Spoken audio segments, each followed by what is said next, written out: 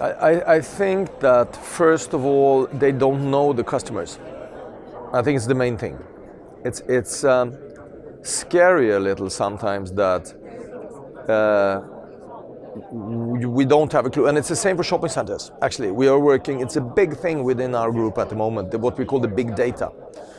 We have only in the Nordic 70 million visitors, customers per year in our shopping centers. Some of them, 200,000, 300,000, 400,000, we have loyalty cards. But the rest, the main, we don't have a clue. So we ask them in a couple of marketing surveys every year, face-to-face on the internet, etc., to try to get a view, and we ask 2,000 people, 4,000 people or whatever. But out of the 70 million, we don't really have a clue. We think we know why they come to the shopping center, but if all of a sudden everyone stopped, we wouldn't know why everyone stopped. So I think all of us, shopping center owners, retailers, have to be much better knowing the customer. And then you have the problem, do they want us to know them? As I said before, I get 10 emails by whatever. Once again, you really need to find a way, how do I attract, how do I bring value to the consumers to get them to register their email address to be a friend of mine? And that's about brand building. So I think that the brand building is maybe something that retailers need to work more on. And what do the consumers want? And brand building together then with selling more and more and more is not always the same thing. I spoke about the mid-season sale, for example, in the fashion business. Even if it's been a really tough autumn, I can understand it. But long term, I think it's a disaster for the fashion business where you need to build brands. So I think that it's quite easy. The pitfall in this one is that you do as everyone else is doing. You follow the stream and you think I have to do that, because everyone else seems to do that. Instead of just looking at your business, deciding where do I want to go.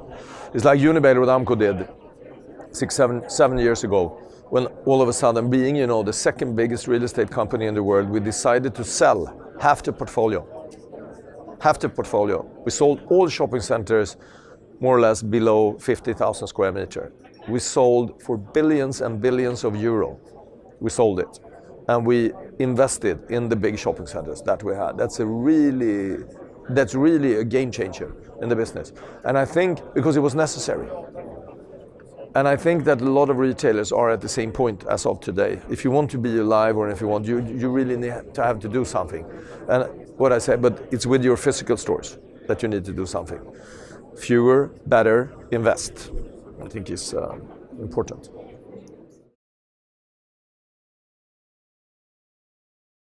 Everyone wants to buy a merchandise for a C price. It's the main driver. Everyone wants to make a bargain. So as long as you can create offers that are valuable, but not everyone wants to have a discount on shoes, because I have all the shoes I need. So you need to understand the consumer better. What is interesting, and sometimes it's not discounts.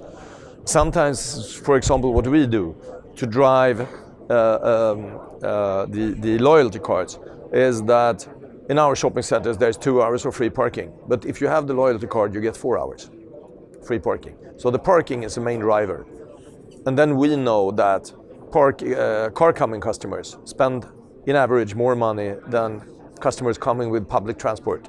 So it's a win-win, and this is a kind of analysis that you need to do. So we then adjust the need for the consumer who hate to pay for the parking, and tell them, okay, it's fine, because it's more or less for free, 4 hours, it's enough.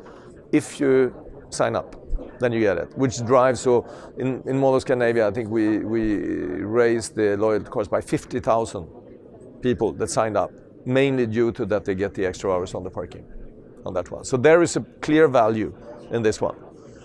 And then you need to give them the offers that they think are valuable, which is tricky.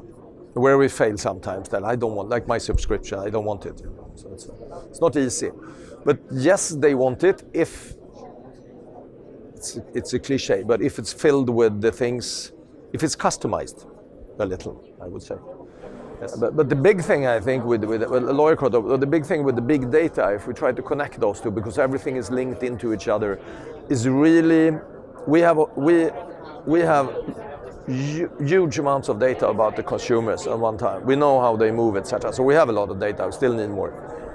But the question is, do you want a text message every time you pass a store when you walk in a shopping center? And the answer is no, you don't want that.